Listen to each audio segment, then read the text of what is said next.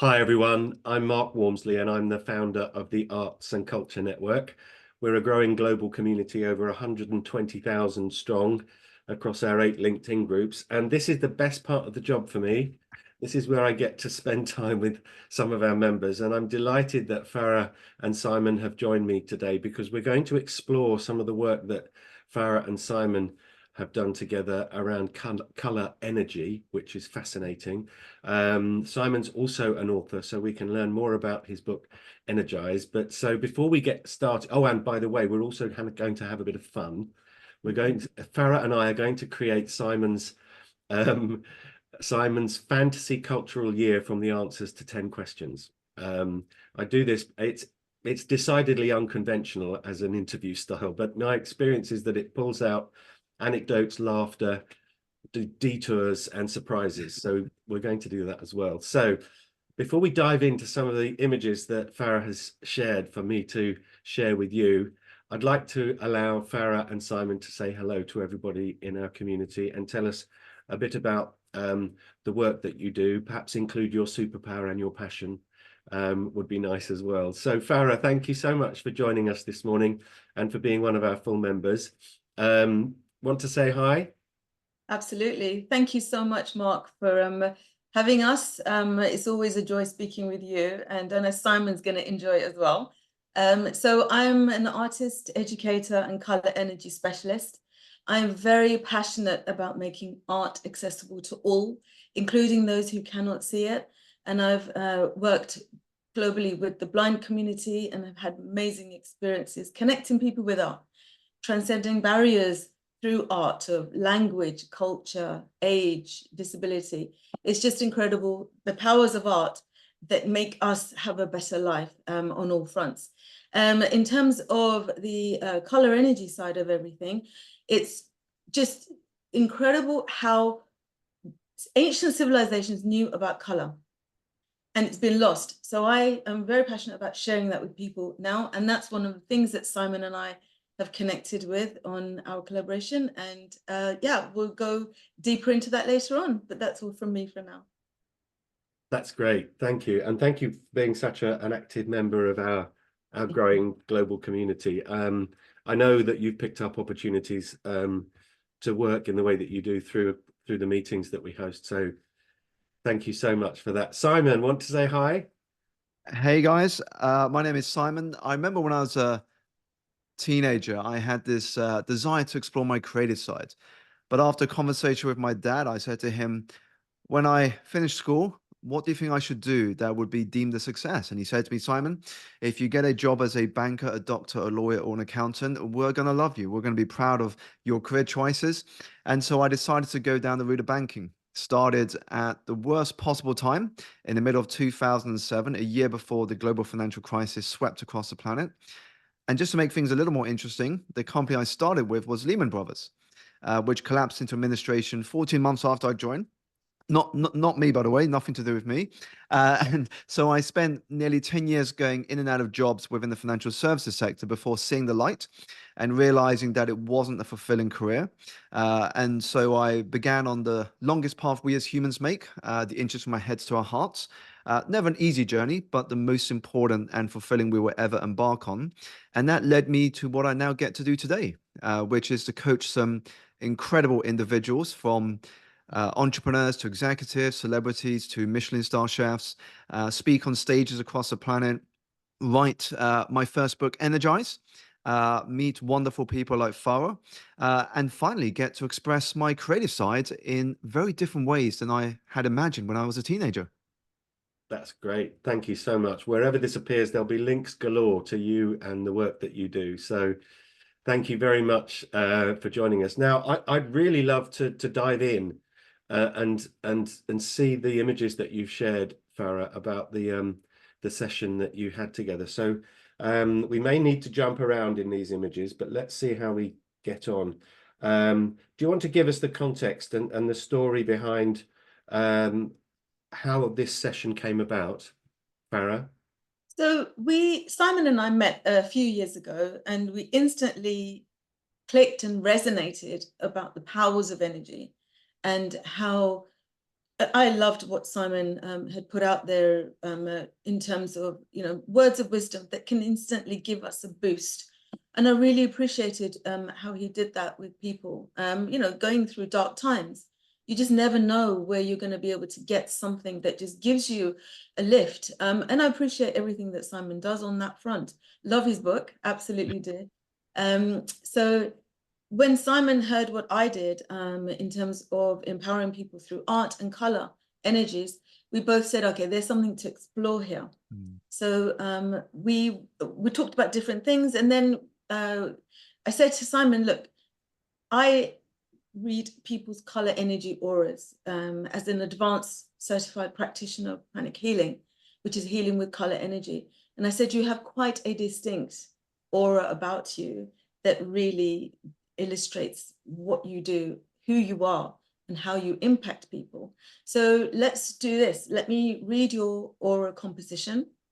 And based on that, I will create a painting.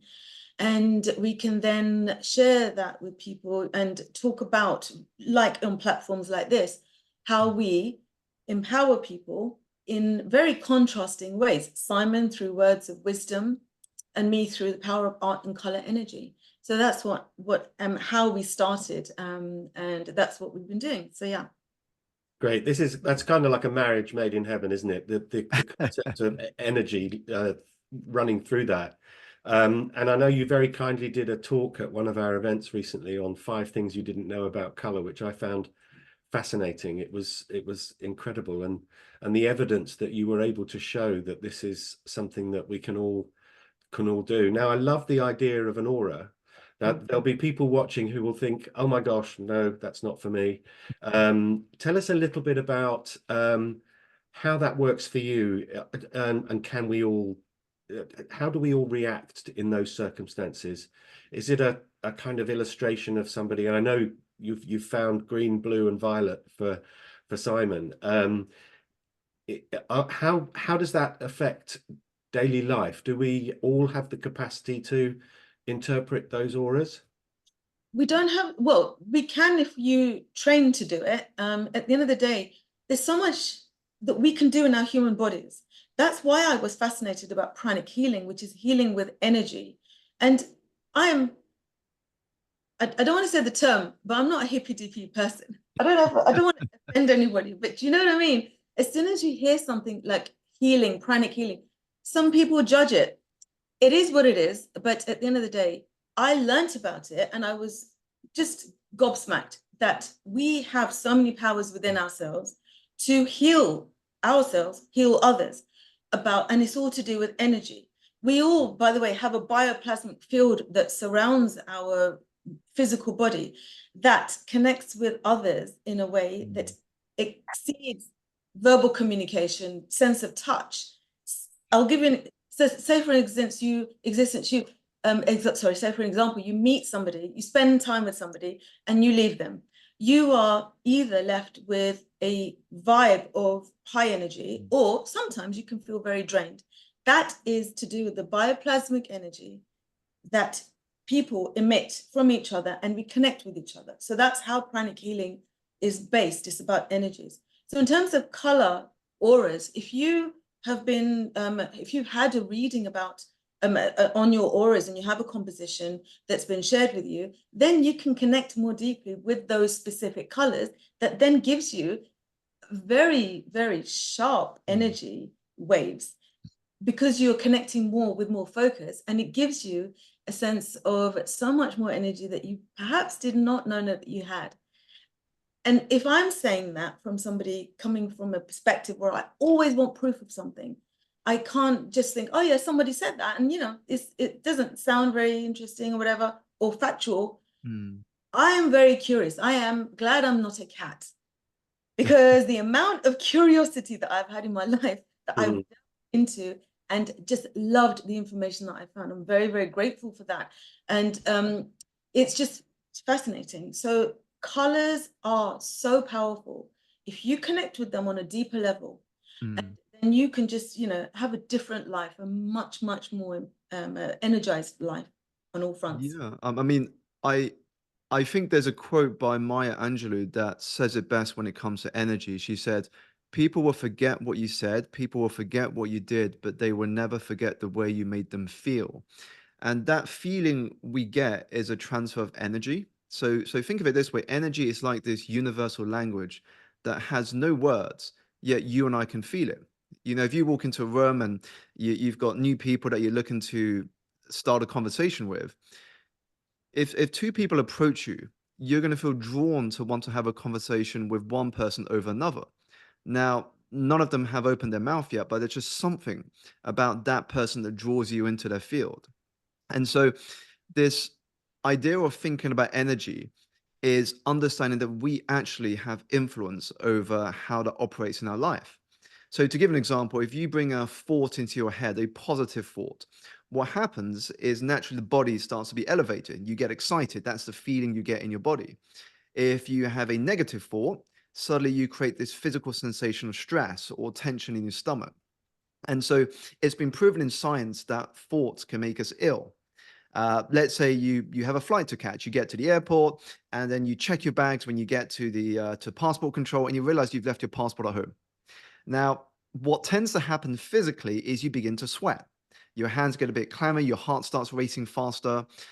Now, the temperature around you hasn't changed, but your internal temperature has because of the thoughts you're having. And so your thoughts are literally changing biologically the feeling inside of your body. Now, if that's true, that our thoughts can make us ill through physical stress, then it must be true for the opposite to happen, that our thoughts can heal us, that our thoughts can change our physiology, biologically and chemically. And when we look at color, the best way for me to explain it to people who have not come across this, and I find it fun because I'm doing a lot of this with my child now. My child has just turned 4 recently. And we find color a great way for her to express her emotions. So if she's going through a bit of a tough day, if she's got a bit of anger in her, I'll just say, so what color are you feeling right now? And it's fascinating because she will say red or, those sort of really bold colors. And then when she's going through a day where she's feeling a bit down, she'll mention dark colors. And when she's happy, colors like oranges and yellows and greens pop up. And so intuitively, I think we all understand this connection of energy internally, thoughts, feelings, action, and physical sensations, but also this idea of color. Subconsciously, we have this association with feelings being linked to certain colors. It's fascinating. Two things really that you've reminded me of when I'm not managing 120,000 people in a community. I'm a brand and marketing consultant, and I do a workshop designed to help individuals and business owners create the perception they want other people to see, feel, hear, read about the work that they're doing. And one of the segments of that workshop is color. If your brand was a color, what color would it be? And it's always fascinating. We all have certain conscious perceptions of the implications of different color. Red for danger and stop, green for go, and yellow for happy, for example, and blue is a bit corporate. But it's really fascinating to hear that there's a subconscious energy driven experience beneath that. So absolutely get that. And I don't know, I have no empirical evidence about this, but a year and a half ago I had a cancer scare and was diagnosed with bowel cancer. And every evening after my diagnosis, I created a joy playlist on YouTube. And it would put me in a state of ecstasy, some of those the pieces of music. And I was consciously funneling and directing the energy that listening experience was having on me to that part in my body. Now, I have no idea whether it helped. I'm fine now, which so it may have done. But it was absolutely, it was highly emotional experience. And I know that I was directing that energy to that part of my body and consciously. So yeah, and I'm sure the same is true with color, things that you see and feel as well as hear. So can I just Mark, in terms of what you said about music, it really does affect our energies in a positive way when you connect it with a positive approach. simple things like when you hear a song that you love, we get goosebumps. That shows that it impacts us, right? Yeah, or we cry, or we cry. You know, Yeah. I can't listen to the last 10 minutes of Mahler's Second Symphony without ending up in tears. So But this is all to do with emotion. You know, just now, Mark, you said you're involved in branding and marketing. I mean, the best marketing campaigns, the best brands understand that there has to be an emotional connection with an audience in order for them to have trust in them, in order for them to buy something. There has to be some level of emotion that is created. And emotion is nothing more than energy and motion. How do we activate the energy in other people? Through music, through art, through color. We have we have an abundance of mediums that we can tap into. And I think this is why communication is such an important skill in this world. If we are able to understand how to communicate through whatever mediums, then that is simply understanding the level of emotion that we're creating with other people. yeah, yeah, absolutely. I couldn't agree more. That's fantastic. Thank you both. That was a detour. Love it. Let's run through these images, if I may, Furrah. They may not be in the right order, so everybody, we apologize, but I'm going to share my screen so that you can talk us through these, if that's okay. Yeah, of course, yeah. You should be able to see that now. So just tell me where to go, but that looks as though Simon is being interviewed about his book, which is great. Yes, I guess if we start there, so that was in April 2022. That was when we that was when we published the book.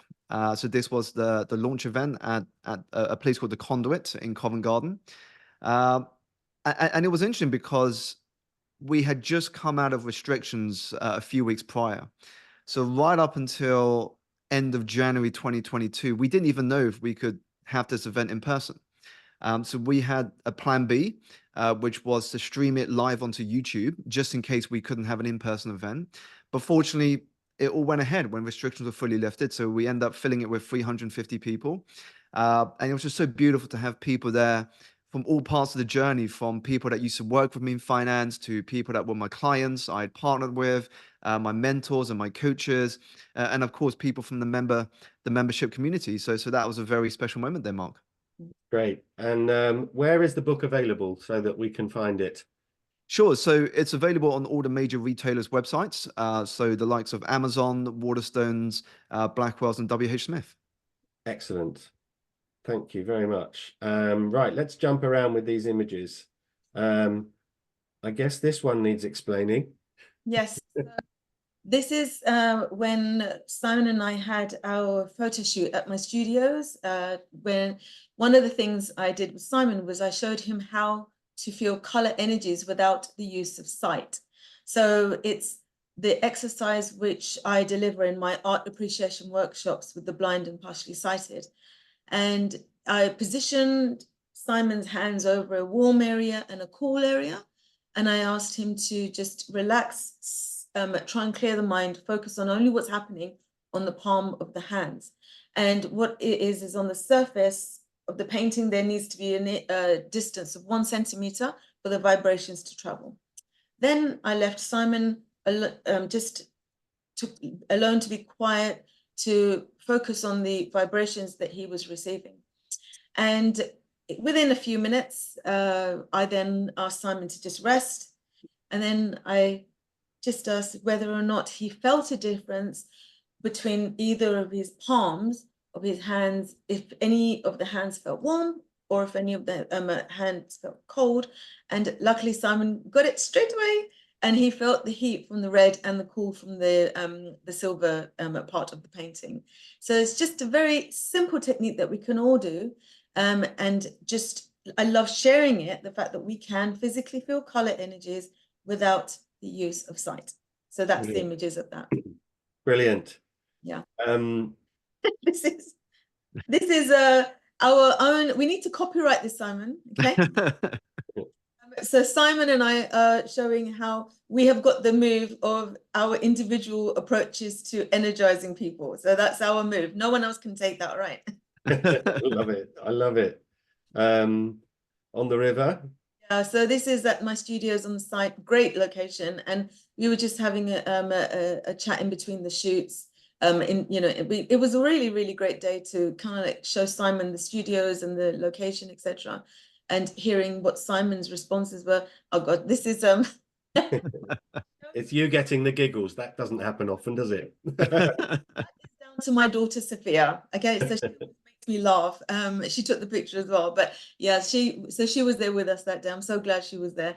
But yeah, so power of laughter is incredible. And when we were talking earlier about energy connections, when you first meet somebody, I very greatly appreciate how if someone makes me laugh, that's an instant connection, and also builds a sense of trust as well. So yeah, love power of laughter. So this is Simon and I in my studio, and just showing him around pieces of mine that I had created that mean a lot to me. But yeah, so it was a wonderful day having Simon there. And this is when I revealed the piece that I created based on Simon's color energy composition. And we titled it Energize, which is then aligned with his book and both of our approaches to make people feel empowered in life. Fantastic. And that's it behind, is that behind you as well? This is Energize behind me. Yeah. Oh, wow. Yeah. Just a couple more then. Yeah, so this is Simon at the studios being photobombed by Anastasia, which is the one on the left. And I was going to say, Fo, I look a bit nervous ahead of the color challenge there. yeah, I appreciate that. No, it was a lot of pressure because you were being filmed as well. So, but yeah, and I trust that you didn't peek. So anyway, but yeah. This is Simon signing my daughter's copy of the book. So I actually have bought quite a few of Simon's books and gifted them as well to friends who all loved your book, Simon. Thank you so much. Simon signing the copy of my daughter's. Brilliant. Oh, can you pause this image there, Mark? Because this is an image of Oriana. This is Oriana. And I really wanted to share this with Simon because this painting changed everything for me when I started my art career while I was in India in 2006. This painting demonstrated how art can evoke emotion in a way that I did not know existed. So I had this piece at my home in India, and I was being interviewed by a journalist from New York just leading up to my first ever solo show, and I had to go and take a phone call and leave her with Oriana. When I came back a few minutes later, she had tears running down her face, and I said, "Are you okay? What's happened?" And she said, "I don't know. This has never ever happened to me before, but this painting has just really hit me hard with a real connection and has just made me feel very, very emotional. I can't even explain why. I can't even explain how this has happened. And I just left her kind of like just to kind of like recenter herself. But we had a chat about it later, and she just said it just connected with something that that had happened a while back, but the shapes and the textures evoked something with the combination of the colors. And I just don't even know how I reacted like the way that I did. And bless her, later in the solo show when it happened, she was the first person to buy a painting. Not this one, it was a different painting, but she was just saying, "I need one of your pieces with me." And that blew me away. And for that, I'm very grateful because it has shown me how art can connect with people in a way that even astounds them.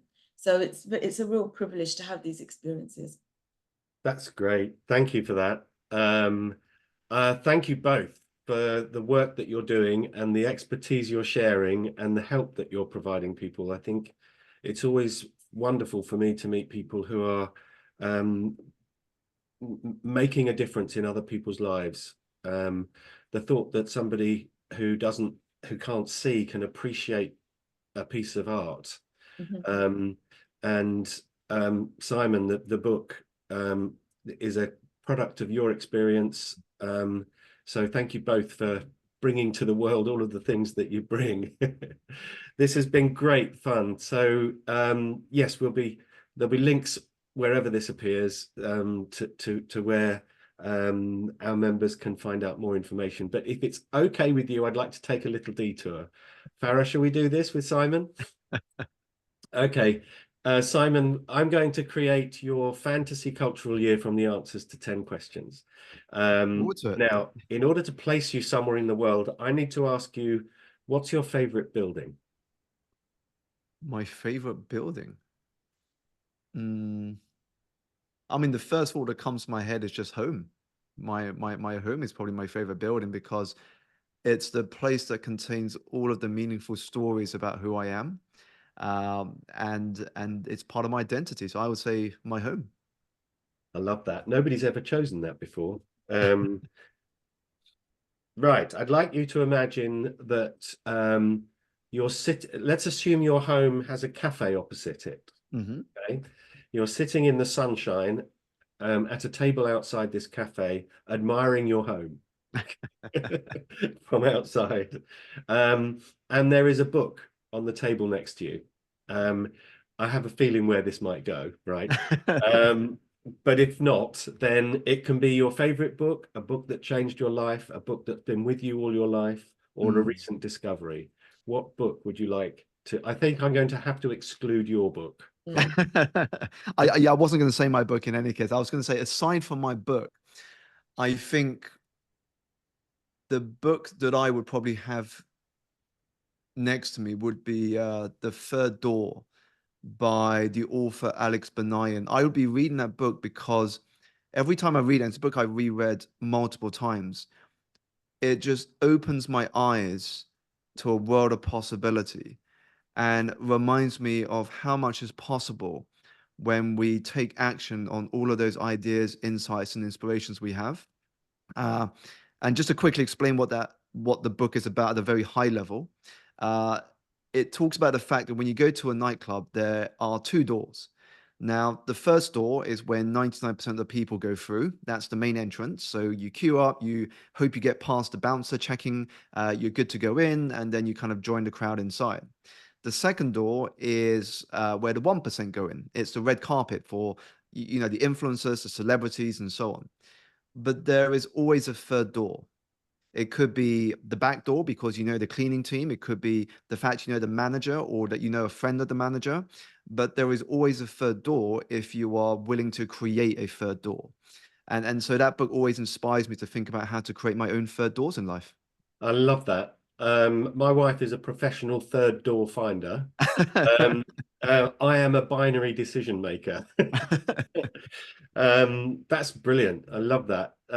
Excellent. Now, Furrah, I want you to guess this one silently, okay, for Simon.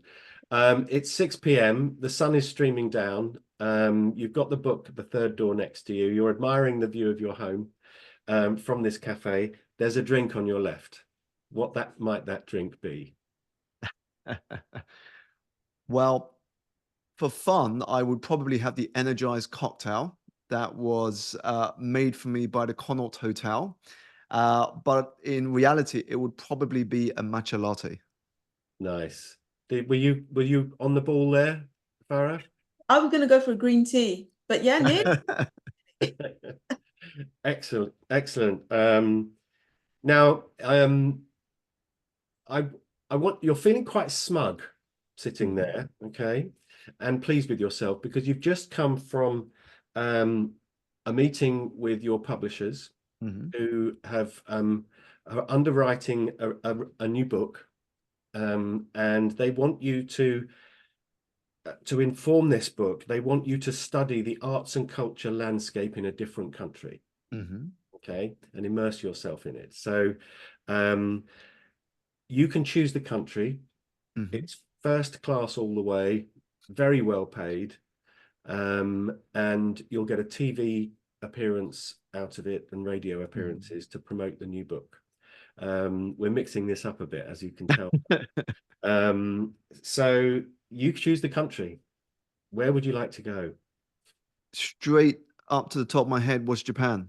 I went to the country every year from 2017 until the pandemic hit, because the first time I was there, I was just blown away by the culture. I was blown away by how many things there is to do there and experience, from the sights and sounds to the places you can visit, to the food, to just the people you meet there.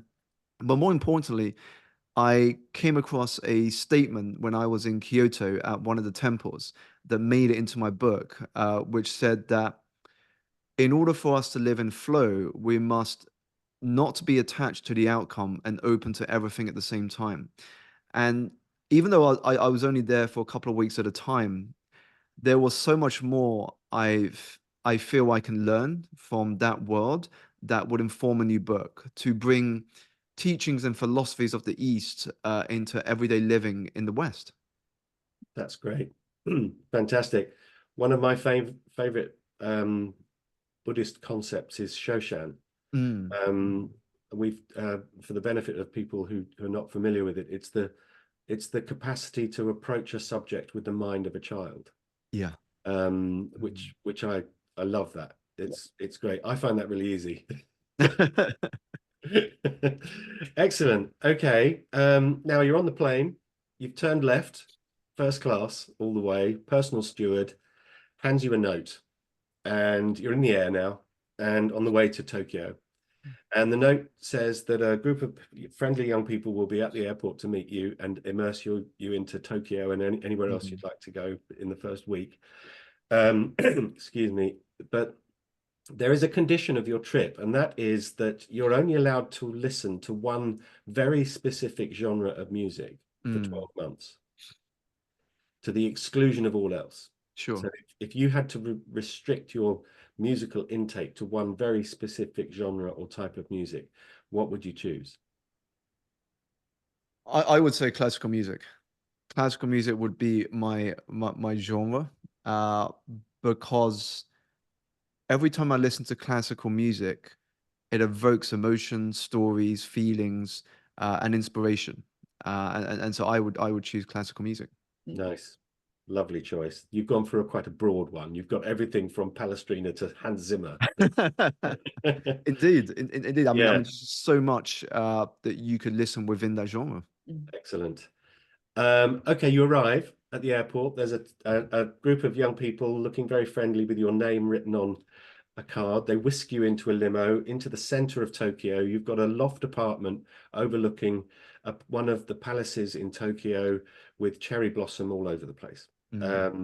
And they said they said, settle in, relax, unpack. We're going to take you to a dance performance this evening and then out to dinner. Now, because this is a fantasy cultural year, you can choose anything because I've got a magic button that puts anything on stage. Now, in those circumstances, and it doesn't have to be Japanese culture, so you can have any dance performance on that stage in front of you. It can be any dancer, living or dead, any dance group or any dance style. What would you like to spend a couple of hours watching? Dance style. It's interesting because the first thing that came to my mind when you said about the entertainment and then dinner was one of those traditional Japanese kabuki performances. Because just because I've never seen it in person, so that was the first thought that came to my head was to see one of those traditional kabuki performances. I mean, that would be great for me just because I've only ever seen it in films. Yep, that you can have. There we go. And what about dinner? You get to choose the national cuisine. Oh, easy one for me, sushi. I think you can't go to Japan and not have sushi in a place where they are the masters at it. Yeah, excellent. Love that. Now, tomorrow is sport day in this initial few days in Japan. They perform and play. Arguably, sport is a performance art in some circumstances, which is great. So that's why we include it. But what sport would you like to either participate in or watch in the afternoon? I would say if it's participate, I would love to play some football because it's a bit of a team sport. You get to meet people who are also playing with you. If I was to spectate, it would have to be sumo wrestling. I would love to watch a sumo wrestling match in Japan. Brilliant. Love that. Now, in Tokyo, we've whisked you to Kyoto, okay? Helicopter all the way. They have a new digital art gallery in Kyoto in my fantasy world. Okay. And it uses immersion, projection, virtual reality to immerse you in the work of a single visual artist to the point where you can step into a painting and you're in a 360-degree environment, walking around the painting, looking at the back of what the artist didn't paint. Whose work would you like to be immersed in that way? Salvador Dali. I think it would be such a trippy experience to be immersed in his work and his thinking process. Yeah, that would be quite an experience. Yeah. Anything painted by a man who has had an anteater as a pet has got to be excellent. Now you can choose one of four things for the next evening: a pop concert, a play, a musical, or an opera. Which of those four attracts you the most? Musical. And you also get to choose the musical, should you wish. You can have the original cast production on the stage in front of you. Is there a favorite musical that you would love to see? If I was answering this a few years ago, I would have said Lion King. But now with a daughter in the family, I've got to say Frozen, because if I'm not with her in Japan, that will allow me to almost feel like I'm reconnecting with her when she's back here in the UK. So I would say Frozen, just because I would feel like I'm watching it with her in spirit. Perfect. Great. You can have the original production. So that's great. And as a surprise, we've flown your daughter in to watch it with you. Excellent. What about movie night? Your Japanese friends have asked you to suggest a movie that you love that they may not have seen. A movie that I love that they may not have seen. I would say Arrival. I think it's a great film that not a lot of people that I know have seen, but it's a very it's a very good sort of science fiction film that's less about the action and the guns and explosions, and more about the thinking of it. So it sort of gets you sort of thinking, has a lot of twists, and I think people would be talking about it long after it finishes. Brilliant. That was Arrival, was it? Arrival, correct. Arrival. Excellent. Now tomorrow is Furrah. Are you happy listening into Simon? I'm enjoying it. Good, excellent. So next day is Hero Day, and we've booked a restaurant for you and Furrah. Furrah's flown in for this as well. You and Furrah, I'm going to allow both of you to choose one person. You can invite one person to join you for lunch, a nice leisurely 2-hour lunch, living or dead, and they will come, and you can both have one each. Furrah, you go first. For me, first person would be Albert Einstein. Love it. Yeah, incredible, as we all know, but also he talked about color energies, and I love that he did. So yeah. I remember the story you told us about yellow blocking radio waves. Yeah. Excellent. That's great. He's there. It was him who said creativity is intelligence having fun, wasn't it? Yes. Simon, who are you going to add to this wonderful lunch? I'm there as well, by the way. I was going to say I'm going to cheat and have two, purely because one of them is a bit unrealistic. So that will be sort of on a let's kind of go crazy thinking. And then the other one's probably a bit more practical in terms of related to your question. So Can't wait. So the living or dead, I think would be my mum, because she passed when I was 17. So she hasn't got to see any of what I've done after that age. So I think it'll be such a fascinating conversation to fill her in on, who I've married. So, my daughter's with me in this scenario. So to show her granddaughter, to kind of share all of the things I've done since she passed. I just think that would be such a long lunch, but such a wonderful conversation. The sort of other one, which is a bit crazy out there, is sort of my future self. If we're thinking time travel, sort of my future self 30 years from now, just talking about what he has done in the years that lie ahead for me. Nice. I love that answer. That's great. That's going to be a good fun lunch. Yes, rather like you. My father died when I was in my early 20s, so in 1985, and I often have moments where thinking of him, I think all of the things I'm going to have to tell you about, you know, the internet, mobile phones, electric cars, all of the things that he never experienced. Incredible if he came back. Love that. That's a lovely answer. Now, this is the end of your first week, so you're going to go off around Japan and enjoy the culture of Japan. Fast forward to then, you're on the plane on the way home. That you're booked up for, you know, the book is going to be wonderful, and the TV appearances have all been booked in. The restriction to listening only to classical music has been lifted on the train. So what's the first piece of music that's not classical that you would want to listen to that you hadn't heard for 12 months? Well, it has to be Taylor Swift, right? It's got to be Taylor Swift because my daughter loves Taylor Swift. She's been watching her Eras tour on Disney Plus. And so if I'm having to listen to one genre on the way back home, it would definitely be Taylor Swift because it would build the excitement to being reunited with the family. Brilliant. Love that.